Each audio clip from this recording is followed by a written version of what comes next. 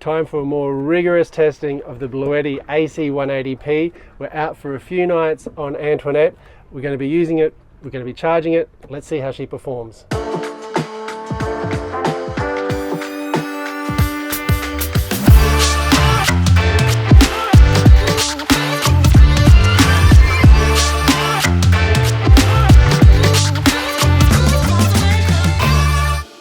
Welcome back to the rudder. Welcome aboard Antoinette.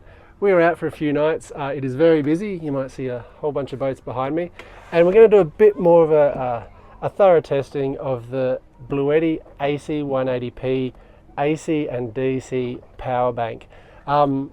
We tested this for just overnight and it performed really well, but let's give it a bit more of a test. I'll be doing some editing. We're going to try some other things with the boat and we'll just see how it goes.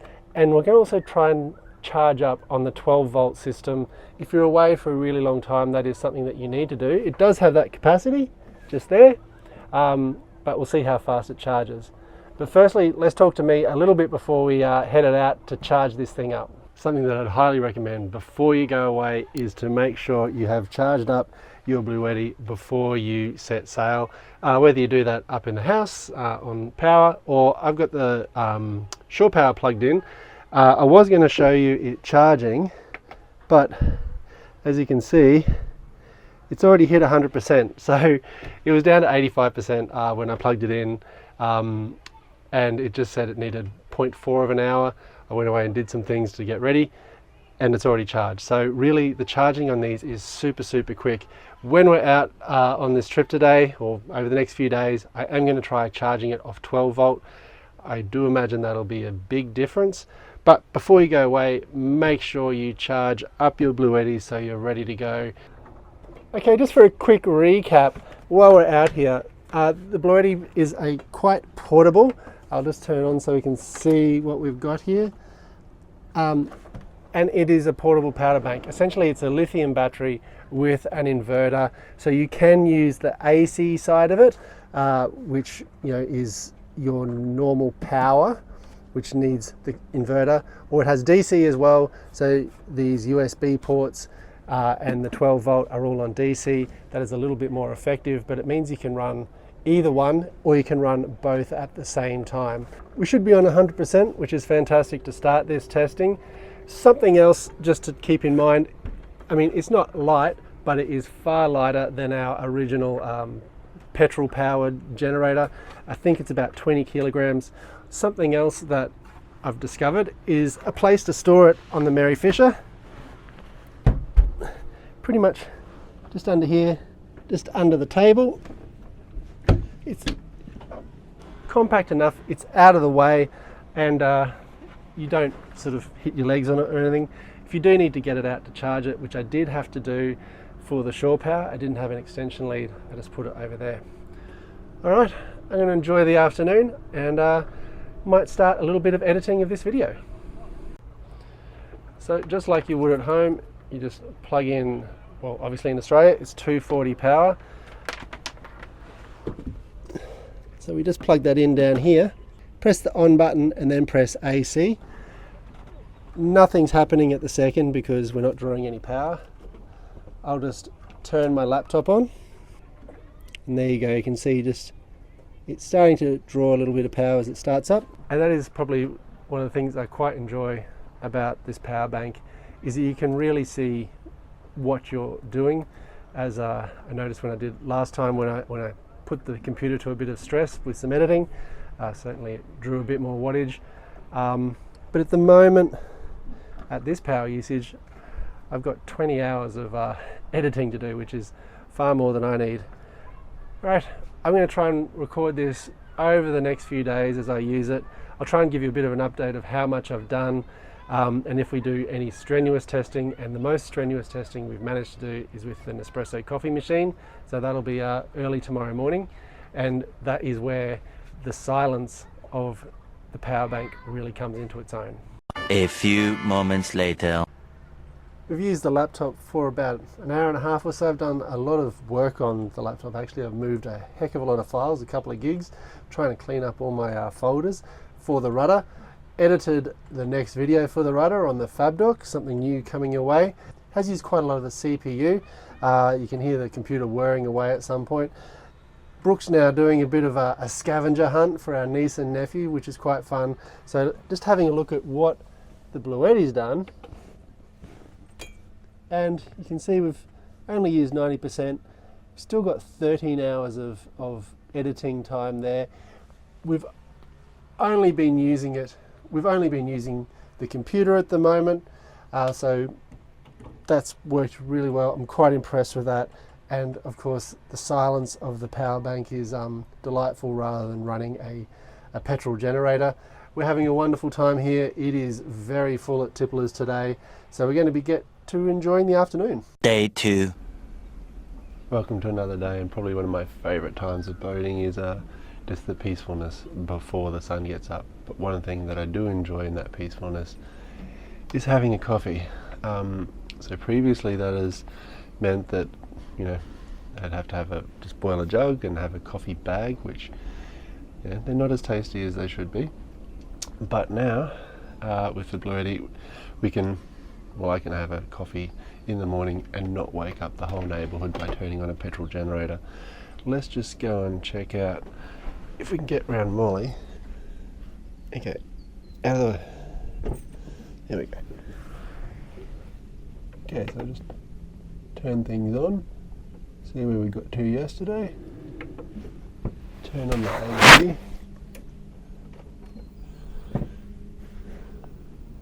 Turn on the coffee machine.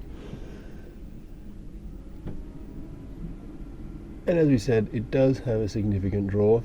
This is an 1800 watt Bluetti unit, so it's not putting it near its limit, but certainly don't want to run the coffee machine all day.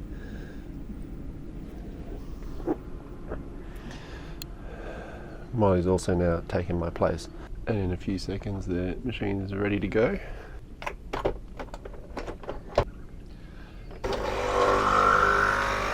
A little bit of noise, certainly nothing to wake the neighbours.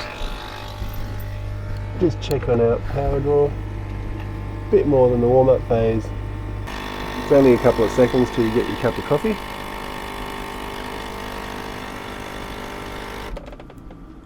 There we go, we're all done.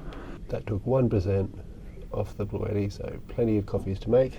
Time for my morning coffee. We've got a bit more to do today. We're going to head from Tippler's up to Russell Island.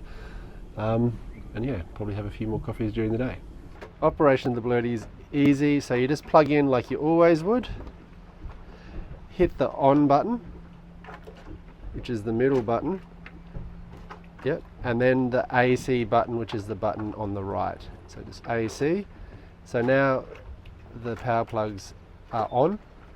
So the hair straightener, while heating up, has around 4 hours of usage, so Brooke can straighten her hair for 4 hours. One of the applications that Brooke was quite excited about was using it to straighten her hair whilst on the boat. Previously something that she couldn't have done without turning on the big generator, which in actual fact I don't think we ever actually did. So we've moved the Bluetti just inside, so because it's so light you can just move it round to where you need to be and do your hair straightening as you need to. The hair straightener does take a little bit out of the system, but you're obviously not doing it for hours, so just turning it on. So now it's heated. While it was heating up, it took a bit of juice, but now it's heated up, it really doesn't use much at all. So Brooke will be very happy to know that she can use her hair straightener for quite a lot of time during the stay. One aspect of the power bank that we haven't really got into is charging it whilst away. Obviously we charged it up before we went away on 240 volt power, and we've been using it quite a bit. And what have we got here? We're down to 69%. So I've been using it on the computer. Brooke straightened her hair out. So few coffees, we've done 4 coffees this morning, so a bit of usage there. But how would we charge it up if we really did burn it down a bit further? And the one way to do that I have available to me is 12 volts, so it's just through the old cigarette kind of socket. There are other accessories you can purchase to charge this up off your alternators. Don't have those at the moment, so we're going to try charging off 12 volt. I don't have a lot of hope for how much we're going to get going there, so this is not the ideal location. I'm just doing this for the video. So we've got cigarette port there, which is in the helm station, so this clearly wouldn't be the way you're doing it. And there's the charger, and we just plug it in, and you can see that it'll start to charge, and it's charging at 70 watts, which to get that 30% back will take 7 hours, which is quite a lot of time. So obviously this is great if it's something that you are, you're doing a transit, you've got the engines on. I'd certainly plug it in to do that. On the Mary Fisher, there is a power plug, cigarette lighter power plug in the second cab. So that's where I would put the Bluetti. I just did it up here to give us a bit of an opportunity to see it in action. I've also just got my phone on with the Victron power meter, and at the moment we're using 7 amps. So this is also taking a fair bit out of my house batteries, not tons, but a little bit, to power up another battery. Not ideal, doing it like this. Obviously you'd mostly be doing it whilst underway, but just to give us a demonstration, if you needed to get some 240 volt power desperately, you could charge it up for an hour or so and give you a little bit of punch back into your Bluetti power bank. But yeah, I would, every time I'm doing a transit, I think putting a little bit of juice back in, transit a couple of hours, get 10 or 20% back. Not bad. Day 3. Unfortunately, all boat trips do come to an end. We're just about to head home, doing some packing down and everything, making my final cup of coffee. I just thought we'd finally check in with the Bluetti and see how it's gone over the last few days, just turning it on. So we did charge it up for a little bit, but really not much. And we're at 66%. I've done a lot of editing over these last few days, and I did try to upload a video whilst away. That didn't really work very well. The phone just didn't have enough data, but that was also running from the computer to the phone to try and get it up through data, so that didn't work. But I did output 2 videos, which really does chew the CPU on the computer. You could hear it churning away, all powered by this guy. And we also saw a few different uses. One thing that we just ran the puppies to the beach, powering up the Thrust Me Kicker if I ever ran out of juice on that. Another great use for this. I was just thinking about the benefits of this system over perhaps an inverter that you'd install in your boat. I mentioned before, inverters do have the potential for problems of stray current, which is something you avoid. These are a little bit cheaper than an inverter installed, when you consider the installation costs.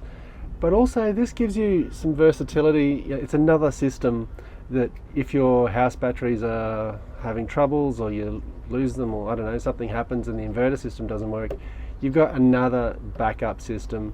And also it's very portable, you can move it around, and as we saw in the Cyclone, use it in the house. So I'm fairly impressed with this. This is not sponsored or anything. I bought this out of my own money. Let's have a final crack at getting my coffee going. Ooh, hold on. And I must say, I do enjoy it. 5 o'clock this morning I made a coffee and it was almost dark, and you could just quietly go about making your coffee. So yeah, as I said, this is the most strenuous thing we've made the Bluetti do, is fire up the Nespresso machine. I hope you've enjoyed this little video. If you've got any questions, leave them down below. I'm sure there'll be a few. I'm going to get my coffee going, and we'll see you next time on the Rudder.